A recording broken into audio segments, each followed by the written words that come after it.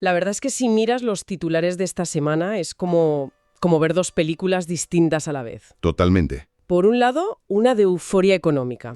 El oro rompiendo la barrera de los $4.100 la onza, un máximo histórico. Una locura. Y por otro lado, una de suspense geopolítico. De repente, sobre la mesa, la amenaza de aranceles del 155% a China. La pregunta es, ¿estamos ante una simple turbulencia o es esto algo más serio para el dominio del dólar? Para intentar encontrar una respuesta, vamos a analizar a fondo los materiales que tenemos, sobre todo un informe muy detallado que cubre los mercados globales en la semana del 19 al 25 de octubre de 2025. La misión es desentrañar qué hay detrás de estos movimientos que parecen contradictorios. Si esa tensión comercial entre Estados Unidos y China, la expectativa casi febril por un recorte de tipos de la Reserva Federal y, claro, el papel del oro y las criptomonedas como refugio. Exacto. Y para darle sentido a todo el puzzle, creo que es fundamental meter en la ecuación la perspectiva de Ray Dalio. Su análisis reciente no es una opinión más, es una lente histórica que nos permite entender si esto es nuevo o si, por el contrario, estamos viendo repetirse un patrón muy antiguo. ¿Te refieres a cómo se usa el dinero como arma? Justo eso, y cómo, inevitablemente, eso cambia las reglas del juego para todos. Vale, pues empecemos por lo que parece la buena noticia, al menos a primera vista. La bolsa estadounidense cerró la semana en positivo. El S&P 500 subiendo un 1,2%. Sí. Con la que está cayendo en lo geopolítico, ¿de dónde sale este optimismo? Cuesta creer que sea solo inercia. No es inercia. Es una droga muy potente llamada expectativas sobre los tipos de interés. Ah. Toda la atención estaba puesta en un solo dato, el IPC de Estados Unidos. ¿La inflación? Se esperaba un 3,1% interanual y salió un 3,0%. ¿Una décima? Una décima. Puede parecer una tontería, pero en el lenguaje del mercado eso es un grito. Esa pequeña diferencia hizo que la probabilidad de que la Reserva Federal baje los tipos se disparara. ¿Hasta cuánto? Hasta el 98,9%. Un 98,9%. Eso es prácticamente darlo por hecho. Es una certeza casi absoluta. El mercado interpreta esa décima a la baja como la luz verde que la Fed necesitaba para empezar a abaratar el dinero. Y si el dinero es más barato, las acciones suben. Exacto. Los activos de riesgo se vuelven mucho más atractivos. Es el combustible de la narrativa del aterrizaje suave. La idea de que la economía puede enfriarse sin estrellarse. De acuerdo. Entonces tenemos al mercado celebrando por adelantado una fiesta de dinero barato, pero entonces, en medio de la celebración, llega la amenaza del presidente Trump. Aranceles masivos si no hay acuerdo con China antes del 1 de noviembre. Son dos noticias que chocan. Chocan frontalmente. ¿Cómo es posible que el mercado no se desplomara? Bueno, cuidado. Al principio sí lo hizo. Hubo un momento de pánico. Ah, sí hubo reacción. Sí. El informe detalla que el Nasdaq, que es como el sismógrafo de la relación entre EU y China por su composición, llegó a caer un 2% en minutos. El nerviosismo fue real, inmediato. Vale. Lo verdaderamente revelador es lo que pasó después. Que se dio la vuelta. Exacto. Y no de cualquier manera. Se recuperó por completo. El informe lo identifica claramente. Fueron grandes paquetes de compras institucionales. Los grandes fondos. Los que de verdad mueven el dinero. Y aquí hay dos interpretaciones. La primera es que han visto esta película tantas veces que ya no se la creen. Que es un farol. Que es un farol, una táctica de negociación extrema que se desactivará en el último minuto. Y la segunda interpretación, que creo que también tiene parte de razón, A ver. es que la promesa de dinero barato por parte de la Fed es tan poderosa que eclipsa todo lo demás. Es como si dijeran, mientras el grifo de la liquidez siga abierto, podemos soportar una guerra comercial. Una mentalidad un poco peligrosa, ¿no? Mucho, porque asume que el Banco Central siempre va a estar ahí para salvar la situación, sin importar la magnitud del problema geopolítico. Y mientras unos apuestan por esa fiesta, otros parecen estar preparándose para lo peor, porque el movimiento hacia el oro ha sido espectacular. Tremendo. No es solo un nuevo récord, es que la velocidad de la subida asusta. El informe habla de un 62,8% de revalorización en lo que va de año. Es una locura de cifra. Si hubiéramos dicho eso, en enero nos habrían tomado por locas. Totalmente. Es la clásica huida hacia la calidad, pero a una escala que no veíamos desde hacía mucho tiempo. Refleja un miedo profundo. Ya no es solo la inflación. ¿No? Es algo más estructural. Es la materialización del debate sobre la desdolarización. Cuando una superpotencia amenaza con usar su sistema financiero como arma, el resto del mundo empieza a pensar en alternativas. Alternativas que nadie pueda controlar. O confiscar. Y el oro lleva 5.000 años siendo esa alternativa. Y en esa búsqueda de alternativas parece que el Bitcoin también se está haciendo un hueco, aunque su comportamiento es distinto ahora. El informe hace una comparación muy interesante. Octubre del año pasado, 2024, se disparó un 40% en un mes.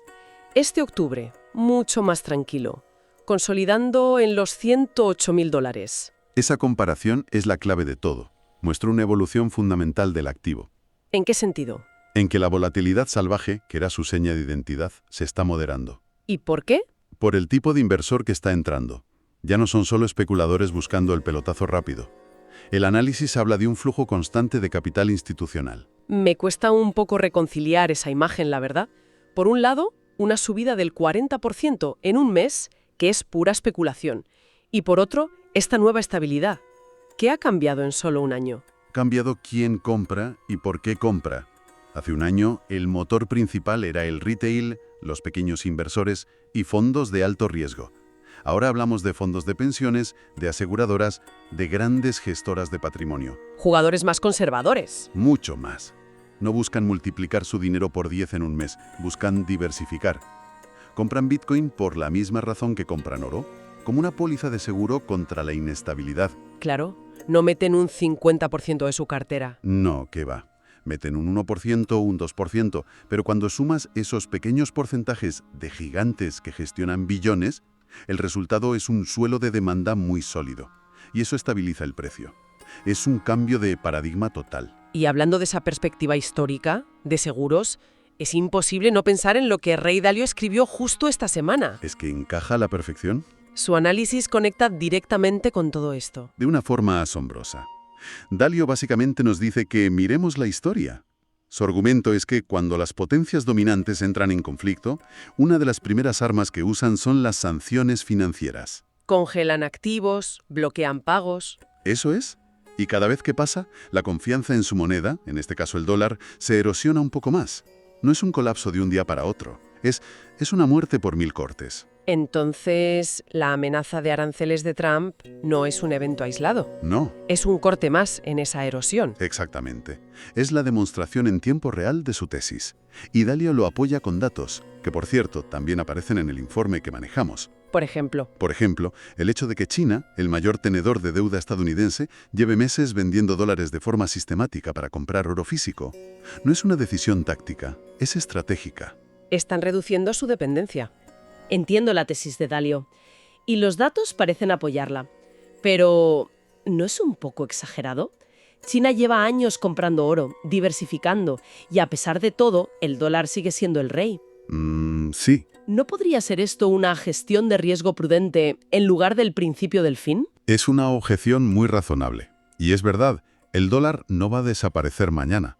Su dominio se basa en una infraestructura global muy arraigada. Entonces, Lo que Dalio argumenta no es tanto un colapso inminente, sino un cambio hacia un sistema más multipolar. El mundo está pasando de depender de una sola moneda a necesitar varias. y junto a ellas, activos neutrales como el oro. Justo.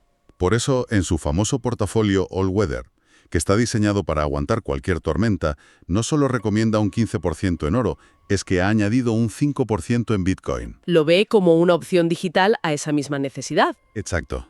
Una necesidad de tener activos fuera del control de un gobierno. Para él, la dirección del viaje está clara, aunque la velocidad sea incierta.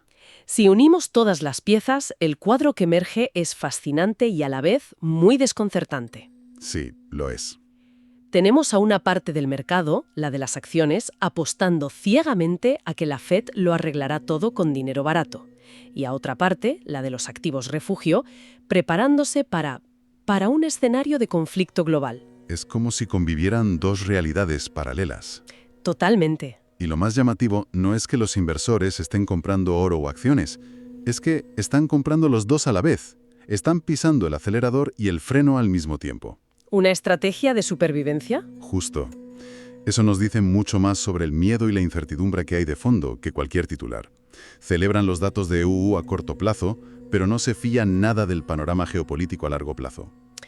La visión de Dalio nos ayuda a entender que no es una locura, es... Es la respuesta racional a un mundo donde las reglas del juego están cambiando. Para cerrar, hay un dato final en el informe que plantea una reflexión casi filosófica para cualquiera que esté pensando en cómo posicionarse. A ver. A pesar de todo este ruido, de las amenazas, del auge del oro, el propio análisis estima una probabilidad del 70% de que Estados Unidos y China lleguen a un acuerdo. Un acuerdo de mínimos. Sí, antes de la fecha límite. Un escenario que, según sus modelos, provocaría un fuerte repunte en las acciones. Y esa es la gran pregunta que lo define todo. ¿Se debe invertir esperando ese 70% de probabilidad de cooperación, que es el escenario optimista, el rentable a corto plazo? ¿O se debe construir una cartera pensando en el 30% restante, en ese escenario de conflicto que tendría consecuencias mucho más graves y duraderas? No hay una respuesta fácil, desde luego. Ninguna. Y la elección que se haga podría marcar la diferencia entre el éxito y el fracaso para lo que queda de 2025.